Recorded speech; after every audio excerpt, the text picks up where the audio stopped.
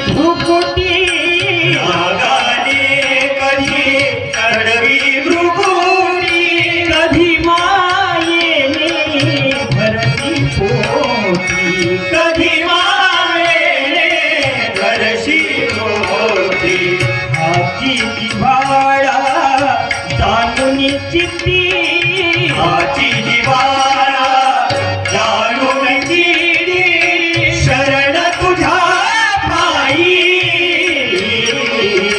तूच गजानन तूच आई तूच गजानन तूच आई तूच गजानन तूच आई शक्या तने लोखंडाचे खावे तरी तो ब्रह्मानंद पावे. संत होणं काही साधी सोपी गोष्ट नाही आहे. आपण भाग्यवान माणसं आहात की आपण त्यांच्या विचाराच्या सानिध्यात आहोत. पण लक्षात घ्या, ज्या ज्या संतांनी समाजाचं चांगलं सांगायचं काम केलं त्या त्या संतावर शेवटपर्यंत अन्याय झाला. मला तो गाडगे महाराजांचा प्रसंग आठवते. गाडगे बाबा एक दिवस समोरच्या गावी कार्यक्रमाला जात होते. म्हातारे झाले होते, थकले होते. चालू चालू दम आला. नदीच्या शेजारी गाडगे बाबा बसले. म्हणून गाडगे बाबाच्या सोबत एक माणूस होता. तेवढ्यात एक बंडी घेऊन माणूस आला, कापसाचे गाठोडे घेऊन. सायंकाळी 5-6 वाजता कापसाचे गाठोडे घेऊन आला आणि बाबाजीने त्यानं विचारलं, बाबाजी म्हणे का बरं बसले, तुम्हाला जायचं कुठं आहे? गाडगे बाबा म्हणे नाही रे म्हणे, 5-6 किलोमीटर अंतरावर गाव आहे म्हणे, तिथं म्हणजे रात्री कीर्तन आहे, तिथं जायचं आहे. आता तो माणूस चांगला होता. माणूस म्हणे गाडगे बाबाले, आता म्हणे जाल काय ना बाबाजी? बाबाजी म्हणे पण म्हणे जे भेटेल त्यानं चाललं जाईल. एक काम करा ना म्हणे, पैदल जातो तर मला त्या रोडनं जायचं आहे म्हणे, बंडीत बसा, तुम्हाला नेऊन सोडतो. त्या माणसानं चांगलं म्हणलं ना. आता ते गाडगे बाबा होय. गाडगे बाबा म्हणे त्या माणसाले काय रे म्हणे, बंडीत काय आहे? नाही बाबाजी म्हणे 50-50 किलोची 4 कापसाचे गाठोडे आहे. तुझं वजन किती? नाही म्हणे बाबाजी 50-60 घरात आहे. मग काबेल का म्हणे, मी जर तुझ्या बंडीत आलो तर 2 क्विंटल कापूस, तू 50 किलो, मै आहे म्हणे 30-40 किलो, 3 क्विंटलचं वजन किती होईल म्हणे बैल आहे. तो माणूस म्हणे बाबाजी आता मग करता काय? बसत असेल तर बसा, नाही तर मला जाऊ द्या.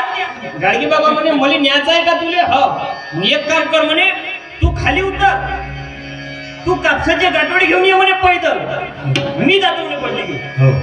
आता मला सांगा, बंडी कोणाची? माणसाची. कापसाचे गाठोडे कोणाचे? माणसाचे. बैल कोणाचे? माणसाचे. गाडगे बाबा त्याला म्हणताय का तू पैदल ये कापूस घेऊन, मी पण शिव्या नाही खाईन का? बरं मला सांगा, शिव्या पाठ करायला काय पुस्तकाची गरज आहे का? नाही. आता तुम्ही इथं मस्त भजनासाठी आले, कार्यक्रम ऐकासाठी आले, मला तर असं वाटत नाही का तुमचे शिवी पाठ नसेल बा म्हणून. कामापुरत्या मला या. सांगायचं तात्पर्य एवढंच आहे का गाडगे बाबांनी तसं म्हणल्यानंतर त्या माणसानं काय करावं, जेवढ्या अंगामध्ये शिव्या होत्या चालू केल्या तर 10 मिनिटं बंदच नाही केल्या. जेवढ्या पाठ होत्या तेवढ्या गाडगे बाबाला देऊन दिल्या. बंडी घेऊन चालला गेला. पण गाडगे बाबाच्या सोबत जो सेवक होता ना, तो गाडगे बाबाला म्हणे बाबाजी म्हणे तुम्ही उफाट काम करता म्हणे, बंडी त्याची, बैल त्याचे, कापूस त्याचे, मालक कोण? तुम्ही म्हणता म्हणे का तू पैदल कापूस घेऊन ये ना, म्हणे तुझी बंडी दे. खाल्ल्या का नाही म्हणे फुकट शिव्या? त्यापेक्षा बंडीत बसली असते, गेली असती तर पोचली असती म्हणे, काही ना काही बोलावं लागते म्हणे. गाडगे बाबा त्या माणसाला म्हणे, अरे टोपलं भर तर बाप कपडे देणार नाही. त्या पोरीनं काय केलं, आपला चेहरा झाकला, बापाकडून कपडे घेतले, पण जायच्या मार्गावर लागली. गाडगे बाबाला दिसलं ना का कपडे घेणारी दुसरी तिसरी पोरगी कोणी नाही, स्वतःची सक्ती पोरगी आहे. गाडगे बाबा धावत गेले, त्या पोरी जवळचा कापड हिसकला, पोरगी रडायला लागली. बाबा घालायसाठी काही नाही, याच्यात तर अर्ध तर द्या, घालायसाठी काही नाही ना. गाडगे बाबा म्हणत तुले लागत असेल तर वावरात जातो, स्वतःच्या पैशाने घेऊन येतो, पण लोकांना दिलेलं दान हे मी घरच्या कामासाठी वापरणार. कपडे नवे जरीचे रगड्या लुल्या देई, कपडे नवे जरीचे रगड्या लुल्या देई. हो आपला सती नाही, हो आपला.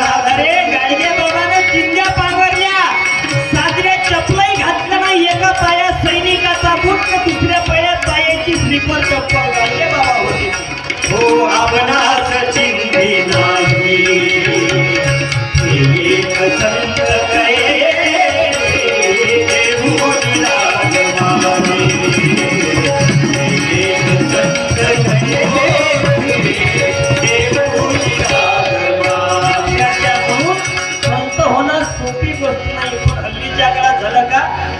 पुराईनं काय केलं, संताच्या नावानं मार्ग तयार केले, पण संतांनी जे मार्ग सांगितले त्या मार्गाने माणूस झाले तयार नाही आहे.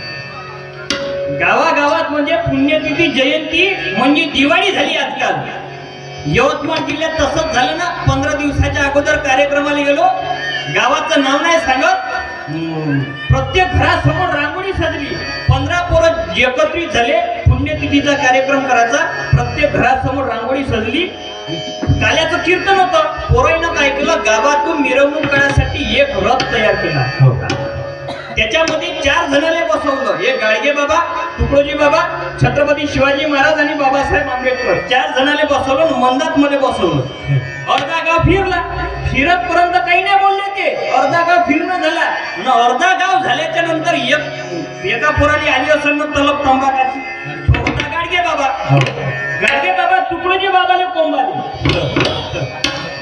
जुना नाही आहे मला, विसरतो म्हणे, शिशे नाही ना म्हणजे पॅन्टाने चिंध्या फांगरून होते. हाय का म्हणे थोडसा.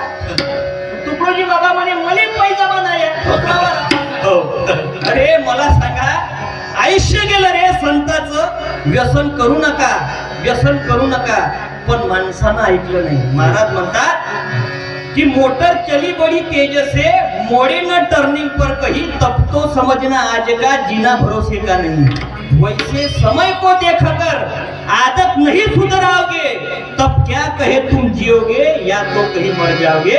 तब क्या कहे तुम जियोगे या तो कहीं मर जाओगे. मी तर विचारात पडलो का तुम्हाला सांगावं का. कारण अनेक चांगली लोक इथं बसले. आमचे आदरणीय मारुती साव दादा आहे, आमचे आदरणीय पानगाटे दादा इथं आले आहेत. हे सगळे खिशातली डब्बी दाखवल्याशिवाय पर्याय नाही. मास्तरनं खिशात घातला तंबाखाची डब्बी दाखवण्यासाठी. पण त्याच्या मास्तरच्या बायकोनं आदल्या दिवशी काय केलं, गोल डब्बीतला तंबाखू खतम झाला तर गोल डब्बी काढून ठेवली. चौकुटी डब्बीत तंबाखू भरला आणि ते मास्तरच्या सदऱ्या. आता मास्तरनं सदरा काही चेक केला नाही. यानं खिशात हात घातला तर आकार, पृथ्वीचा आकार बदलल्यासारखा. आता हा काही डब्बी दाखवी नाही, कोणते काही उत्तर. मास्तर बेजार झाला, काय करावं समजे नाही. तेवढ्यात शेवटचा पोरगा उभा झाला, उष्णा घेतलेला. सर म्हणे मी सांगतो पृथ्वीचा आकार कसा आहे. तो होता उष्णा घेतलेला. मास्तर मनातल्या मनात म्हणे अबे सांगू नको, गडबड करशील. सर म्हणे मी सांगतो पृथ्वीचा आकार कसा आहे. अधिकारी म्हणे तुम्हाला काही लाभ, एवढा हुशार पोरगा मांग बसवला, सांगणे पोरा पृथ्वीचा आकार कसा आहे. पोरगा म्हणे सर विषय असा आहे म्हणे का कालपर्यंत पृथ्वी बोलत होती. कालपर्यंत पृथ्वी बोलत होती, पण रातोर चौकुटी कशी झाली हे फक्त मास्तरची बायको सांगू शकते. म्हणून शिक्षणाची, संस्काराची पोरांना गरज आहे. तुकडोजी महाराज आम्हाला सांगतात ना की शिक्षण घेऊन केली दिवाळी, अज्ञानाची करुणी होळी, अज्ञानाची करुणी होळी. दास तुकड्या माने मन रंगल, दास तुकड्या माने मन रंगल. माझ गावत मंदिर शोभत, माझ गावत जीवा भावान जवनी पाहिल, जीवा भावान जवनी पाहिल. माझ गावत मंदिर शोभत, माझ गावत मंदिर शोभत. सगळ्यांपासून तुम्ही आमच्या कार्यक्रमाला सहकार्य केलं त्याबद्दल तुम्हाला सगळ्याचं धन्यवाद. अनेक भजन संमेलनासाठी मंडळी आलेली आहेत, त्यांना भजनासाठी शुभेच्छा देतो. आणि बोलता बोलता कमी जास्त झालं असेल तर आपलं लेकरू समजून माफ करा. एवढं बोलतो. लांबलेली कीर्तनरूपी सेवा इथं थांबवतो.